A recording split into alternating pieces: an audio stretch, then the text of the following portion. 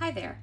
I wanted to make more coasters with my fancy mold from Julie Cuts Pouring Your Heart Out, but I want to try to see if I can do the crackle effect in this mold because I do think it'll be gorgeous.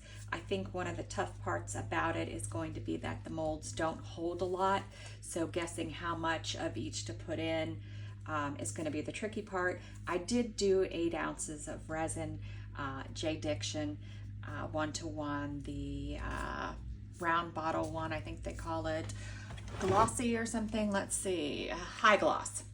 I like this resin because it's a little bit thicker viscosity than their rectangle bottle resin. So I do use it for blooms, but we're going to try the crackle effect in it today. The first thing that I'm going to do is mix up my white.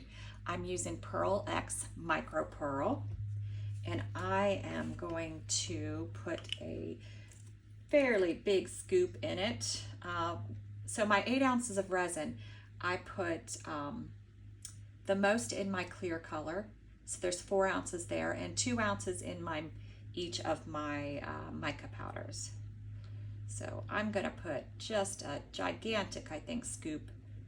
See how big that is? It's just full to the brim because I want this mica powder to be heavy. In order for it to create the crackle effect with what I'm doing, it does need to be heavy. And then you do have to make sure you're careful mixing your mica powder. Make sure it's a little stirred before you start stirring tougher, or else it will go all over the place.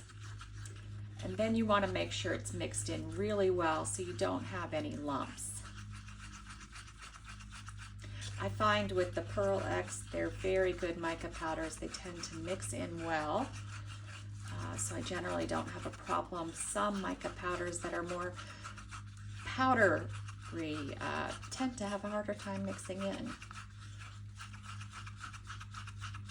These seem to have a pretty good amount of pigments. All right, let's see. It looks good. Just the traditional pearl white. In this case, micro pearl. Next, I have Octopus Fluids Resin Ink Shadow, and I got this, I'm in the United States, so I got it from Laura's Art Corner, and there's a discount in the description of my video for her shop. And I'm gonna go right off and do 10, since I know I have 4 ounces of resin. I may need to do more.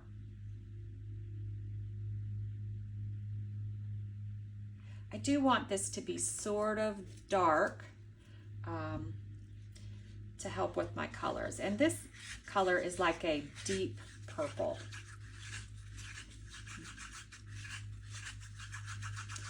It sort of is a mystery.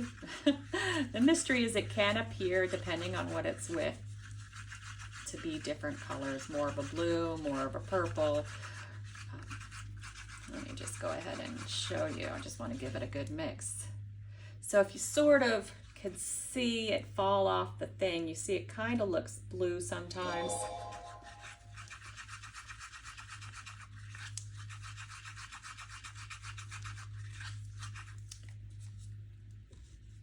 And next, I have my Pearl X Duo Blue Purple, and obviously I'm using this to work off of my mystery blue, and I'm gonna do a pretty decent sized scoop of this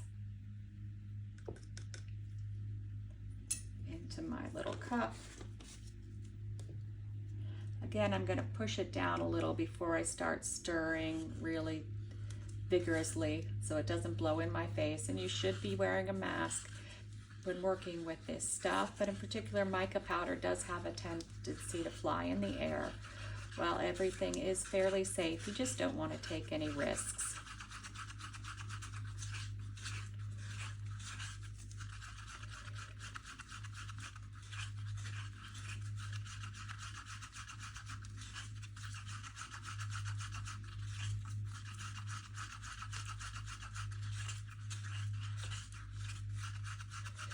And you will see from this that I'm sticking with my blue purple kind of theme. I don't know if you can see how purple it looks there, and looks how it's gonna blend together. I don't know, I haven't tried this before. Seems like it should work pretty good. All right, so what do we do now? So normally when I do the crackle effect, I put in my transparent color first and then my white. With these molds, I'm not sure how much to do, and I want to be careful not to overfill it because I've got to do a couple of pours. So this is going to be interesting, figuring out how much to put of everything. Let's see. And we may not have room for 2 pours after I'm figuring this all out. But we'll do the very best we can.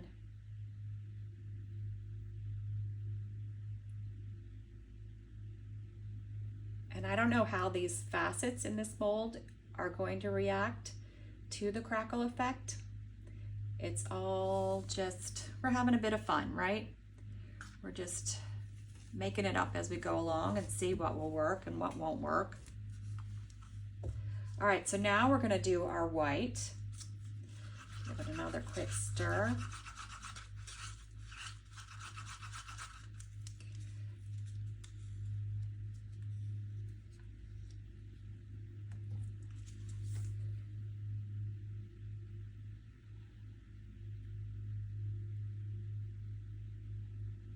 Let's hope I didn't overfill that.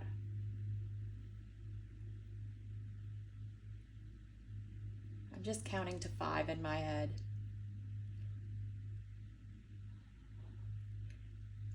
And I'm not going to do all the white right now because I do want to see if I'm going to have room for the colors, for the blue. Now I'm going to do another small drop of the purple. Not a small drop, but a little bit, trying to make sure I don't drop.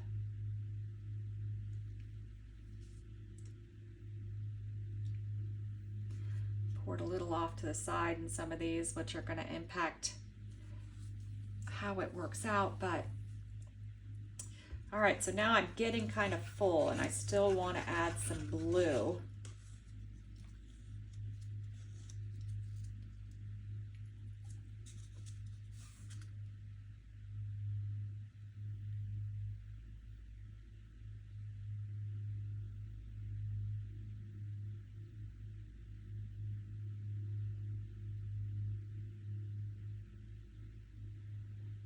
Looks like we are doing okay so far with the amounts.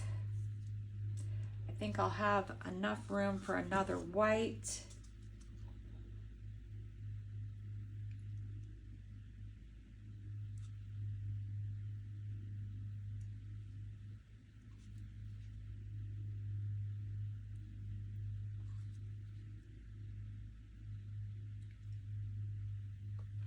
And then I'm going to just fill, if there's anything left in the mold that I can put some in, I'm going to put more of the purple.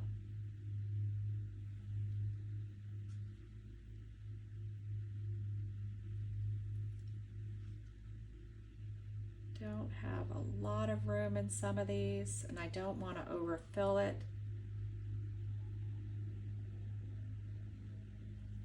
All right, that looks like all I can do in these.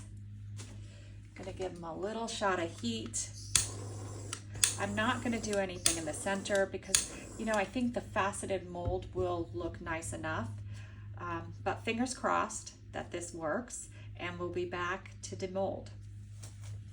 All right, let's see how these turned out. I do like this side. I love the way the mystery blue came through and the duo purple blue.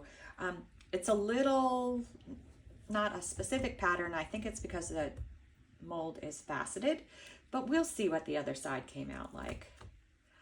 Oh my gosh, that is gorgeous. I don't know if you could see it, but it's a very subtle crackle or dragon scale behind the facets, and it is gorgeous, and there's a lighter purplish edge. Just wow. Wow, I love that. I think that's how I'm gonna do all my coasters. Just very cool. I'm trying to hold it at different angles so that maybe you could see just how cool it came out. Yeah, look at that. That is so cool. I'm trying to look at it myself. The center's actually dark here with a lighter edge and then another edge. Wow. Let me see these. Do these have it's like they're all different. This one has a lot of light and a lot more purple, but they are so cool. Oh, look at that. This is really, really great looking coasters. Just came out fabulous. That's awesome. Guess what I'll be doing more of?